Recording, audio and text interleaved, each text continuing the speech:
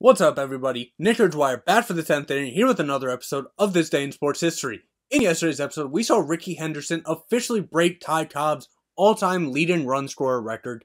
We don't have anything quite like that today, but we do have some more records to talk about in the MLB, and we have some golf to get into. So if y'all enjoyed this video, leave a like on it. If you're new to the channel, hit that subscribe button. Let's get to it. This Day in Sports History.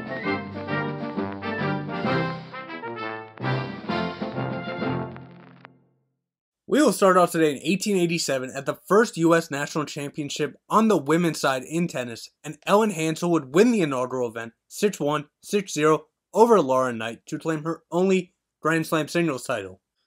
3 years later in 1900 we move over to golf, and at the U.S. Open, Harry Vardon would win his only U.S. title, defeating J.H. Taylor by 2 strokes to win his 4th of 7 majors.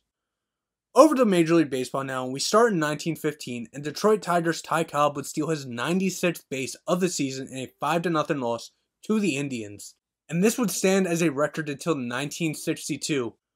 6 years later in 1921, the first Baseball World Series radio broadcast occurred in an all-New York contest that saw the Yankees defeat the Giants 3-0.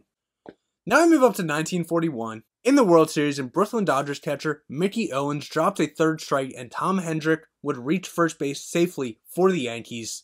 And the dropped third strike actually would have been the last out of the game in Game 4, tie the series up 2-2, but instead, the Yankees went on, scored 4 more, and won the game 7-4 to go up 3-1 in the series.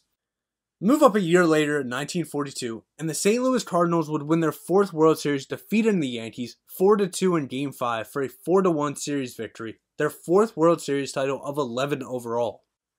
From one World Series title to another title, in 1953, the 50th edition of the World Series, the Yankees would defeat the Brooklyn Dodgers 4-3 in Game 6 for a 4-2 series victory. This would be the Yankees' 5th consecutive World Series title and their 16th of 27 overall titles.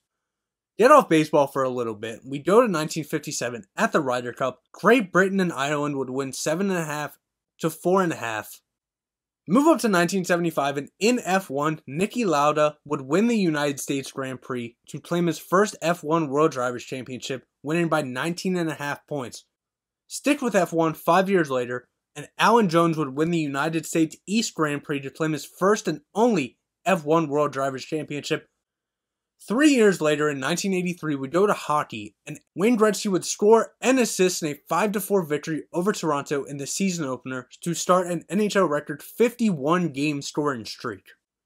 We now move up to 2001, and we go to baseball, and we start with Barry Bonds. He would hit his 71st and 72nd home run in an 11-10 loss versus the Dodgers, but this would be the record-breaking and the even more record-breaking home run to Mark McGwire's 70 home runs.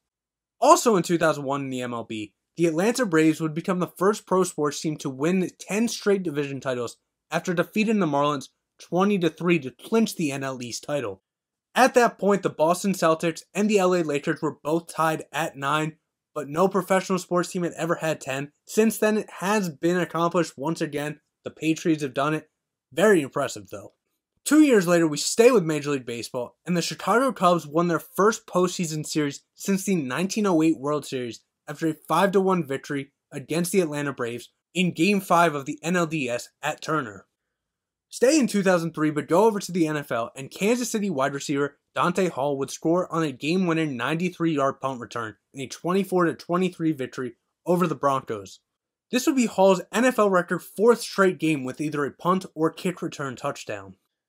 1 year later in 2004, in the NBA, 7-time All-Star and 6-time champion Scottie Pippen would officially announce his retirement from the NBA.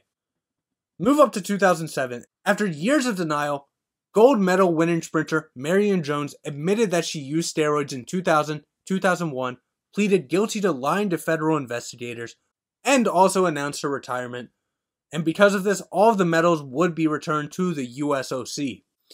And we end today's video off in 2013, and in an all-Russian boxing contest, Vladimir Klitschko would defeat Alexander Povetkin in 12 rounds via unanimous decision to retain his WBA, WBO, IBF, and IBO World Heavyweight titles.